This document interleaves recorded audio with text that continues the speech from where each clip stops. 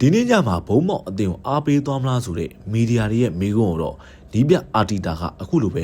ပြောကြားခဲ့ပါတယ်။ကျင်းနေတာပေါ့ဗျာ။ကျွန်တော်ကဘုံမော့အသင်းရဲ့အကြီးစားပရိသတ်ဖြစ်ရှိနေမှာပါ။နီးပြအိုင်ရာရူလာနဲ့ဘုံမော့ကစားသမားတွေအပြင်ဘုံမော့အသင်းရဲ့ပရိသတ်တွေနီးတူကျွန်တော်အသင်းကလည်းဘုံမော့အသင်းကိုအားပေးသွားမှာပါ။ထပ်မံပြီးတော့ဘုံမော့အသင်းရဲ့နီးပြအိုင်ရာရူလာနဲ့စကားပြောပြမလားဆိုတဲ့မေးခွန်းကိုတော့နီးပြအာတီတာကဒီလိုမျိုးတော့လိုအပ်မယ်လို့ကျွန်တော်မထင်ဘူးဗျ။ဒီအိုင်ရာရူလာအနေနဲ့သူအသေးမှလွတ်ပြထားခဲ့တဲ့အရာတွေ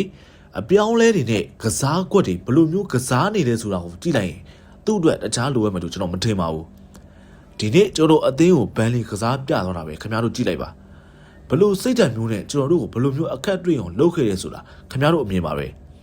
ဒါကြောင့်မလို့ဒီနေ့ပွဲမှာလဲဘုံမောက်အသင်းဘယ်လိုကစားသွားမလဲဆိုတာကိုခင်ဗျားတို့ပဲမြင်အောင်လိုက်တော့ဗျာဆိုပြီးတော့အာဒီတာကအဲ့လိုမျိုးပြောကြားခဲ့တာဖြစ်ပါတယ်ခင်ဗျာအားလုံးပဲကျေးဇူးတင်ပါတယ်